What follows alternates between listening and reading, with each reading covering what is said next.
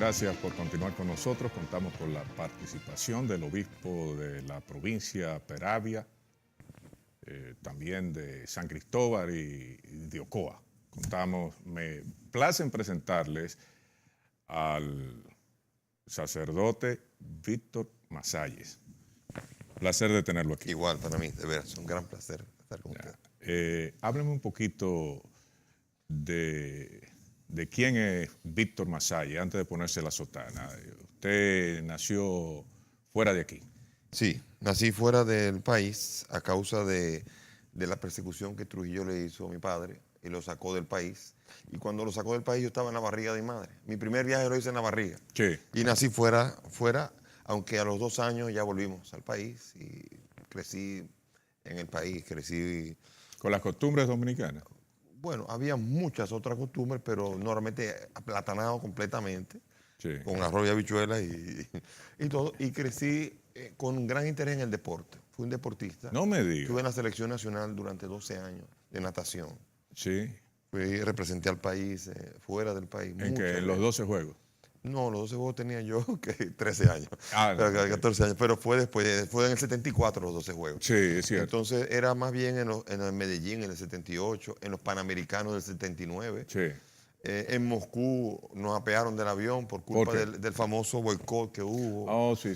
Pero esa fue mi época y tuve algunos logros, por ejemplo, plata en los campeonatos del Caribe, No en me 400 combinados. O sea que a nivel deportivo fue tal mi pasión por el deporte que aún así todavía hoy sigo practicando la natación por salud. ¿Aquí o en Baní? En los dos sitios. Sí. Cuando estoy en Baní, cuando estoy en la ¿Y capital. dónde usted nada en Baní? En Baní nado en el Baní Country Club. Sí. Hay un club que tiene una piscina que no es olímpica, Sí. pero allí entreno y lo que para mí es importante es conservar la salud y el ejercicio ha sido para mí una pasión, conservar un cuerpo sano y lo he buscado siempre. Es decir, tenemos un obispo atleta. Y en términos de educación, ¿dónde usted dio sus pininos? Bueno, yo estudié toda mi primaria y secundaria en el Colegio Santa Teresita. Sí. En esa época era un colegio que compitió en las Olimpiadas Sí. de matemáticas y de todo esto. Era un colegio en el que crecimos y con una gran educación humanista. Era impresionante. Mi padre le encantaba, el profesor Masalles le encantaba ese colegio. Y de allí entré a la UAS a estudiar economía. No, espérese. ¿Su padre era profesor?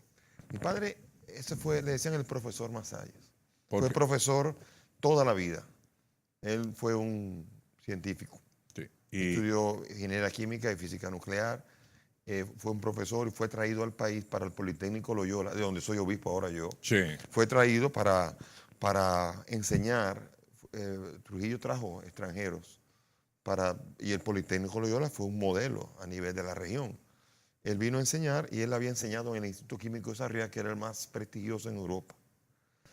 Después de esto, él fue sacado de aquí, como dije, Sí. y siguió enseñando en el Químico de Sarriá y después fue invitado en el 65 a venir a fundar la Química Superior y la Ingeniería Química Superior.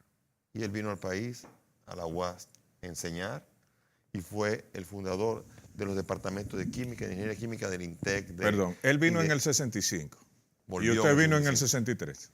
No, él volvió en el 65 luego de la sacada. Sí, pero también usted Sí, exacto. en el 65. Sí, 65 tenía 3 años y algo. Entonces usted no fue a los 2 años, fue a los 3 4 años. años. 3 A años. 4 años. Fue en febrero del 65. Tenía 3 años y medio. Ya. Y entonces terminó en el Santa Teresita. ¿Usted era buen estudiante? Sí. Sí. ¿En qué le gustaba más? ¿La matemática? Matemática era mi pasión. Sí. Sí. ¿Y la historia no? La historia, me apasioné de la historia cuando la entendí. Porque por un tiempo durante el bachillerato para mí la historia y la literatura era para mí algo, sí, no le encontraba la pasión que yo tenía. Sin embargo, luego en los estudios humanísticos he encontrado en ella también, sobre todo en la filología y también después en la historia, he encontrado que sin ella no se puede entender la vida. No sé, historia y religión usted le da el mismo tratamiento. Sí, porque no se puede enseñar la religión si no es desde un contexto histórico. Sí. ¿Cómo podemos enseñar religión? ¿Cómo podemos explicar al rey David si no sabemos cuál es la potencia dominante en el momento de la salida de Egipto? Porque mi especialidad después en teología será Biblia. Sí. Y entonces, ¿cómo se pueden explicar estas cosas o el Evangelio si no se sabe el contexto de cuáles son las potencias y los poderes dominantes? O sea, sin esto es muy difícil hacer una lectura de la Biblia que pueda ayudar a comprender a nuestra realidad. Ok, pero entonces usted siendo un mozalbete, ¿a qué edad se graduó? ¿A los 16 o los 16 años. 16 años. Sí, sí. ¿Y entonces a qué universidad? A la UAS, The WASP University, En 1978, 78, matrícula 78, hice mis estudios de economía. en economía. Allí ¿Fue buen estudiante? Sí, bueno, muy buen estudiante. Ahí conocí a los grandes economistas, porque en esa época la UAS era la que tenía la preponderancia en economía. Sí. ¿Y Ahí cuáles conocí- eran esos grandes economistas? Bueno, ahí conocía a muchos. El profesor Urbáez le dio clases. Sí, claro que sí. También Con sus chistes buenos. estudié economía también. Una parte de mi vida. Bueno, sí. La economía fue... cuando comencé a estudiar economía, fui perdiendo la capacidad de seguir entrenando como requerido. Sí. Después comencé a trabajar y a estudiar a la vez. ¿En qué Mi trabaja padre usted? murió cuando yo tenía 14 años. ¿Y en qué trabaja usted a esa edad? Trabajé en oficina de... Ya, y siendo universitario apareció una novia. Sí, yo tuve una novia de los 18 a los 21 años. Sí, ¿y qué tal? Muy bien, todo muy bello, pero terminamos y después como ya poco antes de la llamada, ya, otra novia. Otra Yo tuve novia. una novia que fueron 10 meses. 10 meses. Y ahí en ese momento cuando ya me había planificado mi vida, me imaginaba casado con 3 hijos, yendo a la iglesia, trabajando, un ejecutivo. Y hubo una llamada impactante que me cambió la vida. Con video. Con video. Con video. Sí, Sí, mismo. directa. Video y audio. todo. Explíqueme esa llamada, cómo le llegó. Esa llamada vino con un diálogo interior bien claro que hubo. El día anterior, el 12 de enero, hubo un diálogo. Yo estaba en un retiro carismático. Usted puede sacar ese diálogo para que uno más o menos se dé cuenta. Bueno, sí, pero un diálogo. En ese momento hubo un diálogo entre el Señor Jesucristo y yo. Sí. Y en ese No momento- con Dios, con Jesucristo. Sí, sí. Él estaba frente a mí Sí. y le pregunté. Fue la primera vez que le pregunté. Yo se lo dije. Mira, es la primera vez que te pregunto en 23 años. ¿Qué es lo que tú quieres de mí? Yo he corrido mucho en la vida, pero es la primera vez que te pregunto, ¿qué tú quieres de mí? Y en ese momento él me dijo, yo te he estado preparando desde hace mucho tiempo para el sacerdocio. Yo dije, ¿y por qué yo? Y me dijo, ¿y por qué no tú? Y cuando yo quería replicar, me dijo, calle, siéntate que te voy a llamar. Ese fue el diálogo. Eso fue el 12 de enero. Y el 13 de enero, hubo a las 5:10 de la tarde, un sacerdote que tenía un carisma Pero perdón, ¿ese diálogo fue durmiendo o fue consciente? despierto, consciente y en medio del retiro. Ya. Y entonces, ¿al otro día qué pasó? Al otro día, a las 5:10, el padre Darío Betancourt, un sacerdote que tenía un carisma extraordinario de sanación, con palabras de conocimiento que indicaba qué era lo que estaba pasando en un sitio o en otro, ese a las 5:10 se le ocurrió en medio de 6,000 personas decir, por ahí hay un joven, y dijo, hay un joven que está siendo llamado en este momento al sacerdocio. Y él que me había dicho el día anterior, te voy a llamar, fue claro que entendía que me estaba llamando. Sí. Y fue tan claro que bajé de allí con la certeza de que me fui a dormir, me desperté al día siguiente y me ha llamado. O sea, la llamada fue en ese momento. Porque de ahí para adelante nunca me he despertado sin la conciencia de que me ha llamado. Desde ese 13 de enero. Ingresó ¿cómo se le dice? Al seminario Al mayor. seminario. Sí, el 30 de agosto ingresé al seminario. Nunca en mis 30 y pico de años, desde cuando fui llamado, nunca he tenido la duda de que Dios, eso era lo que de mí pedía. Y feliz yo de haber respondido. Pero me imagino que un día antes usted tuvo una conversación seria con su novia. Sí, claro.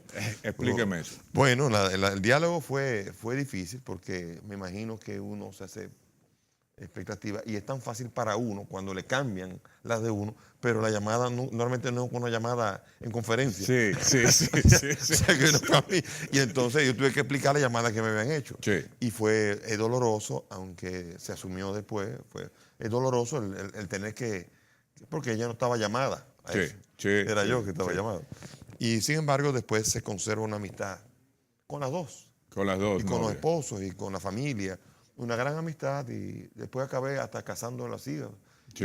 y bautizando. O sea que hay una gran Y amistad. mantiene una estrecha Sí, sí, relación. sí, muy buena relación. Sí. Y entonces, en el seminario, ¿cuánto tiempo usted dura? En el seminario estuve estudiando 6 años. Yo me ahorré 2 años, no es bueno decirlo así.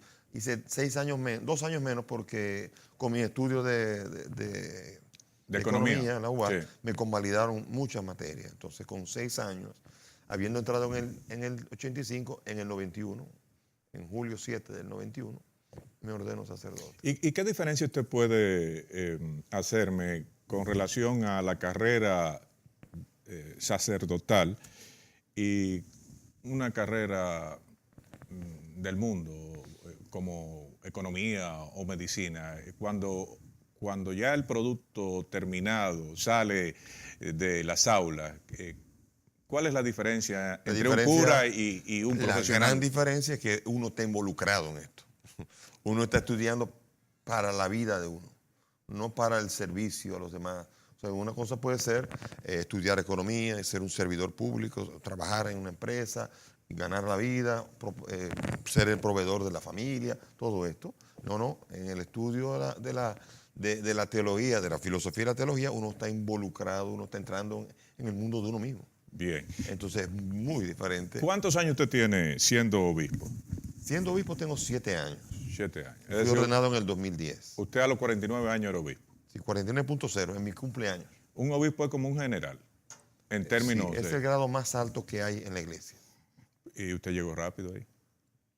¿Qué usted hizo? No, mi cardenal llegó a los 40, llegó 30 y pico, llegó Hugo Polanco Brito, hubo personas que llegaron a los 30, porque la edad canónica son 35. ¿Qué usted Yo necesita? no consideraría que 49, siendo la edad canónica 35, no creo que fue Pero entonces, ¿qué usted hizo para que lo tomaran en cuenta? ningún soborno. Eso no. No. ¿Qué usted hizo? ¿Qué preparación adquirió? Me imagino que tiene que ver con su Sí. hoja de vida, pero también tanto su prédica como lo que usted se preparó para. Bueno, yo combiné un trabajo primero de inserción en barrios. 5 años estuve en Capotillo. Yo viví 5 años en el Sánchez Capotillo. Esto me enriqueció mucho. Eso fue para mí uno de mis grandes joyas que tengo. Los 5 años que viví en Capotillo, en la Respaldo 8, en el Caliche, ahí metido durante 5 años en una casa de madera con techo de zinc. Eso para mí no lo olvido, y si me preguntaran, es allí donde me gustaría estar en este momento. Usted era uno de 2 curas que estaba ahí. No solo. Solo. Solo. Y salió vivo. Salí vivo y no Y la solamente gente lo eso, quiere y lo nadie se protegía. metía con uno. Nadie se metía con uno. Los tigres, porque había diferentes pandillas, nadie se metía con uno. No, eso lo protegían ustedes, ¿verdad? Exactamente. Porque usted tenía que acudir a Ellos ayudar. ellos saben cuando uno está en la causa de ellos. Ellos saben cuando uno está con ellos y lo defiende. Entonces, usted tiene 7. Después de esa combinación, hubo otra que es un trabajo de evangelización intenso, a través de la radio, a través de la televisión y a través de programas específicos como Yo Me Quedo, programas que resultaron grandes éxitos a nivel de evangelización. Y después también a través de los estudios. Yo tuve la oportunidad de ir 8 años a Roma y tuve que hacer 2 maestrías y un doctorado. Entonces, una maestría fue en teología espiritual, la segunda fue en teología bíblica, y después el doctorado en teología bíblica. Sí. Esto me dio una preparación que seguramente también contó. Y me imagino que expectativas que tendrían de uno. Sí. Porque quien me elige a mí, yo me elige obispo auxiliar, es el cardenal López Rodríguez. Él tenía expectativas seguramente de que yo le ayudara, cosa que hice durante todos los años que estuve como obispo auxiliar, dando la mano derecha de él, ayudándolo. 7 años como auxiliar. Sí, Inmediatamente. 7 años como obispo, 6 de auxiliar y 1 de Baní. Entonces, Yo tengo 1 año en Baní ya. no me diga. Sí, señor. Pero vamos a entrar en eso un ratito. Pero 6 años antes de ser obispo, como auxiliar. No, yo fui obispo auxiliar y obispo son obispos. Ah, ok. Yo fui ordenado en el 2010 obispo. ¿Y por qué entonces usted hace la división? 6 años como auxiliar. Por 7 etapas como... de obispo, porque si me fuera ahora a Montecristi sería como, dividir las etapas en las que uno sirve. Ok. Yo serví 6 años como obispo auxiliar en Santo Domingo y un año ahora en Baní. ¿Y qué se siente trabajar con un hombre como Nicolás de Jesús López Rodríguez? A mí me gustó siempre la disciplina. Y él es muy disciplinado. Yo tuve la Marina de Guerra 5 años también. Sí. Fue disciplinado con el deporte. Yo rendí mucho en la Pero vida. ¿cómo que usted estuvo en la Marina de Guerra? En la Marina de Guerra 5 Pero años. como capellán o algo así. No, eso fue de los 15 a los 20 años. Con uniforme. ¿Usted era cadete? Sí. No, cadete no. Fui raso, marinero raso. No me diga, ¿qué lo movió a meterse en eso? Bueno, fui invitado para formar parte del equipo de natación de la Marina de Guerra. Ah, pero usted no era que era marino. La Marina lo agarró y le ponía un uniforme los domingos. No, también algunos que otro día más también. Pero nunca hizo servicio. El servicio no, mi servicio consistía en eso. Ya. Pero digo, me encantaba la disciplina y trabajar con López Rodríguez, para mí, que sea entre los entrenadores de natación, sea entre lo que era mi padre, que era también una persona muy disciplinada y exigía mucho, para mí fue muy fácil entrar a trabajar mano derecha de alguien disciplinado como lo era el cardenal López Rodríguez. Usted tiene una impresión positiva del cardenal. Sí, sí. Sumamente positiva. Sí, recto, un hombre muy recto, muy vertical. ¿Usted piensa como el cardenal? Seguramente no.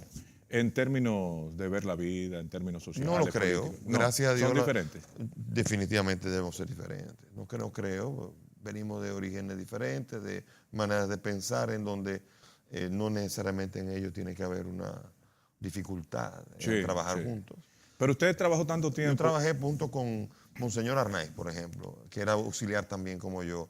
También como lo era Monseñor Amancio Escapa, que era auxiliar como yo. Monseñor Sedano. Y todos nosotros, los auxiliares con el cardenal, todos veníamos de orígenes diferentes, con pensamientos diferentes, pero trabajábamos en equipo y fue un tiempo muy agradable. ¿Con cuál cura usted se ha sentido mejor? ¿Con cuál? Cura, colega suyo, de los obispos, de los auxiliares, como Monseñor Arnaiz. Yo gané una gran amistad con Monseñor Amancio Escapa. Para mí Amancio Escapa era un gran amigo, porque además del trabajo, además de la disciplina, además del equipo que trabajaba, con él fue una persona con la que entablé una amistad muy profunda, en donde hubo una amistad, donde se podía hablar todo, se podía decir lo que pensaba. Y no había problemas. Sí, no es por problemas, porque uno no le dice lo que uno piensa así a todos, sino a un amigo. Y por eso con él entablé una amistad mucho más cercana. Y entonces... Una persona muy preparada. A mí me causó mucha impresión el trabajo. Se destacaba mucho usted como auxiliar del cardenal Nicolás de Jesús López Rodríguez. Y al momento de la elección o selección del arzobispo de Santo Domingo, mucha gente miraba hacia usted. ¿Qué usted pensó cuando se señaló a otra persona que no era usted? No, ningún problema de ningún tipo. No se sintió, porque usted conocía la diócesis, es que se llama, mejor que cualquier otra. No creo que yo debía ser el que más la conocía. Sería una pretensión enorme de parte mía. Como auxiliar, uno trabaja solamente en algunas áreas. O sea, el obispo auxiliar no es como el obispo titular. El obispo titular, como ahora lo soy, uno brega con todas las áreas, uno es el encargado de dirigir toda la diócesis en todos los órdenes. Cuando uno es auxiliar, uno simplemente auxilia al titular en lo que él lo requiera. Entonces, en este sentido, el trabajo mío fue más limitado.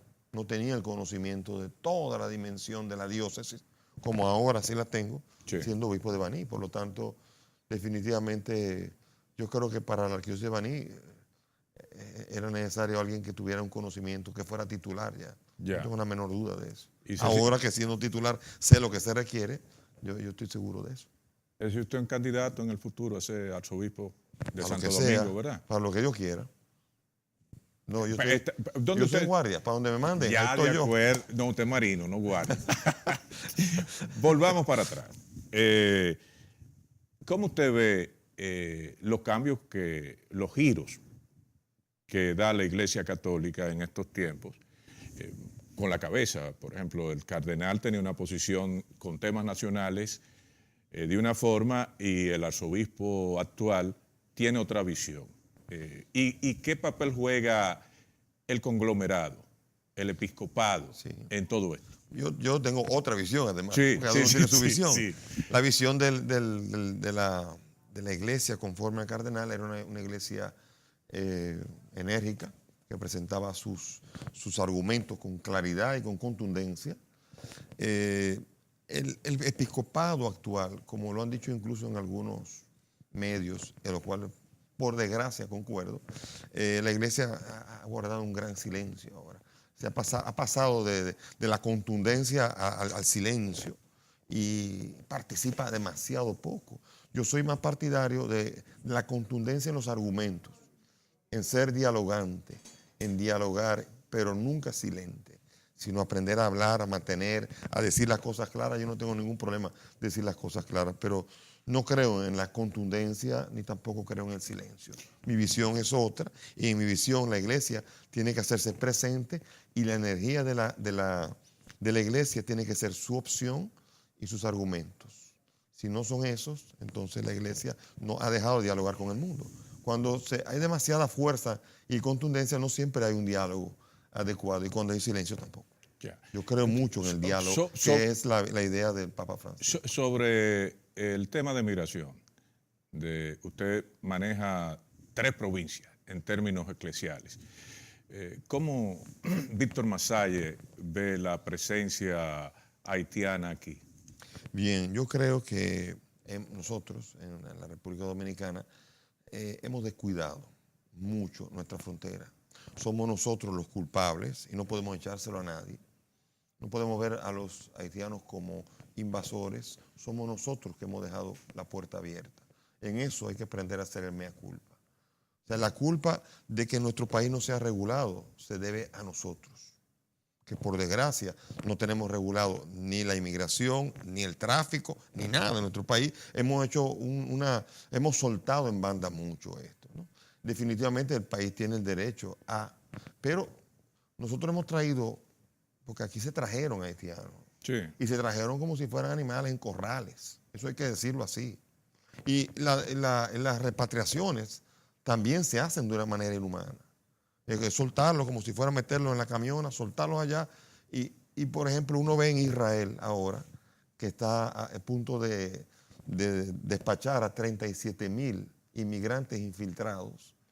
Y fíjense, a cada inmigrante le va a ofrecer el pasaje aéreo y 3,000 euros para que se vuelva. Israel. Es una repatriación. Eso es digna. Israel. Sí, sí. Eso se llama despachar a una persona, pero con dignidad. Entonces nosotros, es muy fácil. Nosotros tenemos un tema con el que nos acaloramos muy fácilmente. Hemos tenido una situación que es difícil y eso no quita que no tengamos que acoger al inmigrante. El inmigrante vino aquí no a hacer daño, vino a buscar una mejor vida. Sí. Nos acogen en otros países. Sin embargo, tenemos un deber de regular la población que necesitamos en este país, y si no lo hacemos nosotros y de una manera digna, entonces pasaremos a ser en la historia un país, la vergüenza a nivel internacional, si no sabemos manejarlo de una manera adecuada. Yo puedo decir que esa posición la comparte el episcopado. No lo sé. Por ejemplo, la posición del arzobispo no es igual a la de usted. No sé. ¿No ha leído las últimas declaraciones? Él ha dicho que hay que acoger al inmigrante y en eso tiene razón. Sí. Después hay otros que dicen que hay que regularizar. Tiene razón. Sí. O sea, Pero todas son verdades pero el arzobispo no dice que hay que regularizar, sino que hay que acoger. No estoy seguro que él diga que aquí que vengan todos, entren todos. No, eso tampoco lo digo yo.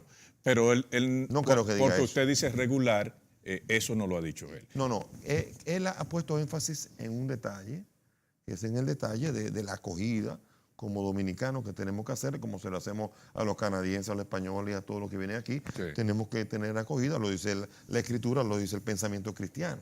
Ahora, él tiene razón al resaltar ese detalle. Cuando hay otros que resaltan el nacionalismo, a veces se puede hacer de una manera exagerada, al estilo Trump, estilo así, a batacazo, resolver todo. Populismo. Pero que definitivamente tenemos que regularizar. Y mientras no pongamos en la frontera un control adecuado, estamos hablando de disparate y estamos discutiendo. ¿Por qué? Porque estaremos aquí discutiendo con el mismo asunto, aunque se expulsen de manera inhumana, como muchas veces se hace. Sí. Volverán para acá porque no tenemos nosotros el control de quién entra y quién sale. Y todo país tiene, primero que nada, ese deber para después querer poner orden. No podemos querer poner orden en una nación en donde tenemos el candado suelto. Víctor Masaya es cristiano sobre todo, pero fuera de eso, o dentro de eso, ¿qué yo puedo ver? ¿Un nacionalista o un liberal? Dominicano, nacionalista, ¿Con qué posición? con la posición de que tenemos que poner orden en nuestro país. Mientras en nuestro país queramos discutir situaciones en las que nosotros no ponemos orden, estamos hablando pluma de burro, estamos discutiendo de un tema que es sin solución si nosotros no agarramos el primer punto por donde tenemos que comenzar. Si nosotros no agarramos y la frontera la manejamos adecuadamente, con seriedad, y nuestros guardias no manipulan, no le cobran peaje a los que vienen, y todo está entramado de corrupción que hace que incluso muchas veces un guardia se sienta contento de ir a la frontera porque allí se va a lucrar de esto. Mientras tengamos ese tipo de orden, aquí no podemos discutir de lo que está pasando. Yo puedo decir que usted está de acuerdo con las repatriaciones de todo aquel que no tenga sus documentos en regla. Con la regularización, un proceso serio de regularización. Y de que usted es extranjero, usted es dominicano, usted es lo que es, pero aquí no logramos esto. Nosotros no sabemos la gente que tenemos aquí. Sí. No sabemos la gente que tenemos aquí. Por lo menos los extranjeros. Los extranjeros, los dominicanos. Y yo creo que sí. ni los dominicanos, porque decimos 10 millones de habitantes y no sabemos si somos 11 o somos 9. O sea, pero el problema es que aquí se habla de medio millón, de 1,5 millones, de lo que quiera. Se especula con un tema en el que nosotros no estamos caminando hacia una solución verdadera. Lo primero es poner candado, controlar adecuadamente, tener unas instituciones y unas autoridades que manejen eso con seriedad. Y entonces es el momento en que podemos poner orden aquí. Pero que hay gente que ha entrado 10 veces, como yo conocí un dominicano. Un dominicano. Un dominicano que cruzó 3 veces el canal de la Mora. No me diga. Y fue repatriado 3 veces hasta que en la tercera se quedó allá y ahora ya fue eso. Familia y todo. Sí, allá ya está con residencia legal. Pero ¿Quién es el responsable de todo eso? las autoridades. Las autoridades, el Estado Dominicano. El Estado Dominicano tiene el deber de custodiar, y eso por constitución se sabe, lo que es el territorio dominicano, la entrada y la salida. No hay nadie más. ¿Hay alguien que sea el que tenga la encomienda de controlar quién entra y quién sale en el país? No. Son las autoridades. Pero usted no ha tenido la oportunidad de hablar con las autoridades y manifestar ese tipo de inquietud así sana de un sacerdote que se preocupa por el bien común y por la identidad de su país. Hemos tenido diálogos con los diferentes directores de migración que han estado en ese momento con toda la conferencia. Esos temas están requete tocados. Aquí no es una cuestión de que todo el mundo sabe que eso hay que hacerlo. El problema es la voluntad política para ejecutarlo. Si no hacemos esto, aquí seguiremos hablando, seguiremos discutiendo. Y muchas veces el tema haitiano se utiliza como una estrategia para desviar la atención de otros temas políticos. Okay. Este es el problema, que pues, ahora vi un comentador que dice que el 15% de las casas de la frontera son de haitianos. Eso no ocurrió de un día para otro. Eso es un proceso lento. Mire, se me está acabando el tiempo, pero hay una cosa que vamos a entrar en esos otros temas que usted cree que es importante en lo que dé de tiempo, pero antes de eso, por curiosidad nada más. Usted tuiteó hace unos meses atrás y mucha gente dijo, uy, usted como que se enfadó con el dirigente político Luis Abinader y escribió un Twitter calificándolo lo que yo interpreté como necio. ¿Me equivoco en una interpretación? O sea, habría que leer primero en español, porque por ejemplo aquí hubo un problema.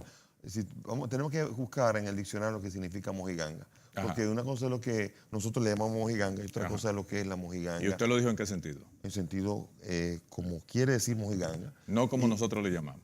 Bueno, hay que leerlo. Mojiganga no es ponerse de relajo. Algo así. No, explíqueme eso. Venga. Mojiganga, en la Real Academia de la Lengua Española, es una especie de como de teatro en donde cada uno toma un lugar y acaba siendo jocoso, causando risa, con la finalidad de causar risa. Sí. Pero aquí lo que yo quise decir muy claramente fue cuestionando que el candidato quiere estar bien con todo el mundo. El dirigente político, ¿por qué no es candidato ahora? Bueno, fue el que fue candidato, sí. O el dirigente político, quiere congeniar posturas diferentes y pretende estar bien con todo el mundo, y eso es muy difícil. Es decir, quiere estar con la GLTV. Utiliza todo tipo de situaciones O sea, aparenta como una especie de persona muy abierta. Almorzó muchas veces con el embajador de los Estados Unidos. Con Wally Bruce. Figuré aquí, se llama católico, tiene serias dificultades con su concepto de lo que es católico en temas importantes y así por el estilo. Es una persona que lo critiqué porque bailotea mucho con posiciones diferentes y no estaba claro, me parece a mí, no lo veo claro, su posición, que es una posición que incluso puede hasta cambiar. Sí. Y eso me parece a mí que no era tanto porque, y lo dije en el tuit, Sí. no era nada con la susodicha, otra palabra que parecía como un desprecio. La susodicha es la que está arriba. Sí, sí, o sea que en español... ¿La susodicha o el susodicho? Bueno, yo dije susodicha porque a ella le gusta que se le llame susodicha, por respeto le voy a Pero decir susodicha. aquí se reconoce ese tipo de cosas. ¿A quién? Los cambios de género. No, pero aquí Entonces no el susodicho. bueno, sí, pero no quise faltar de respeto a la susodicha o susodicho. Aunque fuera ilegal lo que usted dijera. Bueno, ahí deberían darme un punto a favor de tolerancia. Usted es liberal, entonces. Créalo que no. En este punto no. Vamos a ver, ¿qué le mortifica del 2018 de los temas trascendentales, políticos y sociales que usted mencionó hace unos instantes? Sí, mi primer tema será siempre el de la corrupción. La corrupción que sigue siendo un tema que se esconde, que no hay manera de transparentar. Nosotros no tenemos un sistema capaz de auditar. Nosotros auditamos por quien grite más fuerte.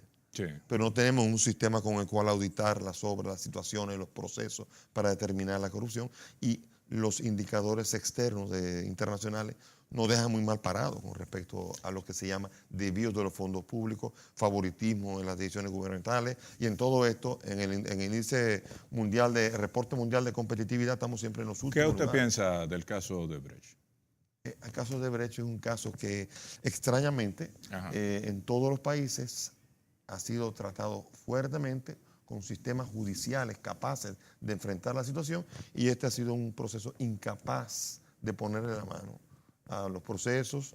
¿Por qué razón usted interpreta que no se le ha puesto la mano a los procesos? Porque el clima que hay de impunidad aquí, gubernamental, no permite que uno ni siquiera cuestione el gobierno. Fíjese las declaraciones del ministro de la Presidencia, que dice que el gobierno le va a marchar a todo aquel que quiera empañar la imagen del gobierno. O sea que cualquiera que piense diferente queda bajo amenaza del gobierno entero que le va a caer arriba con todo el rigor. Y usted como líder espiritual, ¿qué le recomendaría a ese ministro?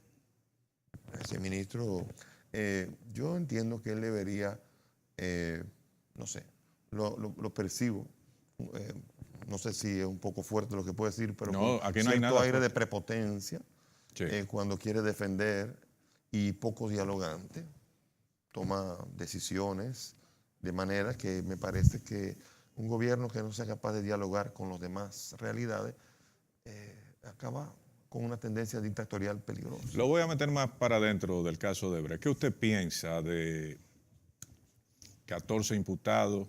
El procurador decía que habían 100, ya no dice tanto que hay 100. Y ahora en un momento 80. Dicen son todos los que están y no son todos los que son. ¿Qué usted piensa de eso? Una mojiganga. En el sentido español. En el sentido español. Sí, es un baile de máscara pero ridículo que hacemos el ridículo nosotros. Es una especie de bufón, de charlatán. Marionetas. Pero de un hazme reír, como dirían ustedes los medios españoles. Patético sería. ¿Por qué? Porque es que Estados Unidos seguramente tiene la lista. Está presionando. Hay una presión que ha comenzado ya. Tres instituciones de los Estados Unidos, incluyendo el presidente de los Estados Unidos, la Casa Blanca, el Departamento del Tesoro y el Departamento del Departamento de Estado, conjuntamente hacen un anuncio de la retirada de visa a uno de los implicados del caso. ¿Para usted qué significado tiene? Bueno, indicaciones de que Estados Unidos está pidiendo a la República Dominicana que le meta el pico, en buen dominicano, a la situación, que afronte lo que hay detrás de todo esto. Porque nos está diciendo a nosotros, señores, hay un problema, así que afróntenlo. No queremos meternos nosotros en esto, pero afróntenlo. Nos está empujando para que hagamos un examen. Pero ¿Qué usted piensa de Punta Catalina? Punta Catalina está en Baní, está en Peravia. Usted conoce bien todo eso. Pero ¿qué piensa de eso? Bueno, yo aquí... ¿Está contento porque va a tener una planta ahí que le va a dar luz? No, absolutamente Absolutamente no es no. Por el proceso que se llevó, todo el proceso ha sido un proceso en el que no ha habido claridad, en el que es un tema intocable, es un tema difícil de tratar y sobre todo trae problemas para quien quiera criticarlo. Ha habido críticos que han pasado trabajo. Pero usted no tiene miedo a eso. No, no, para nada. Pero es que yo quisiera tener acceso uno está hablando Mire, por lo que... comprométase a venir nuevamente conmigo otra vez. Parece que los camarógrafos y el máster están nerviosos con lo que usted está hablando. Ya quisiera yo tener acceso a la información para poder criticarla, sí. Pero yo lo que puedo hacer es solamente intuir lo que se intuye con mucha evidencia. Hable con Bichara, que a lo mejor lo convence. Placer de tenerlo aquí. Bueno. Y a ustedes, amigos, esta transmisión la pueden conseguir desde esta tarde en Canal Nacional de Informaciones CNI. El estribillo está ahí. Recordándoles que hoy estamos desde las 13 en el interactivo CNI, siempre planteando las cosas como son a través de Estudio 88.5, frecuencia modulada de su dial en Santo Domingo. Volvemos el lunes nuevamente.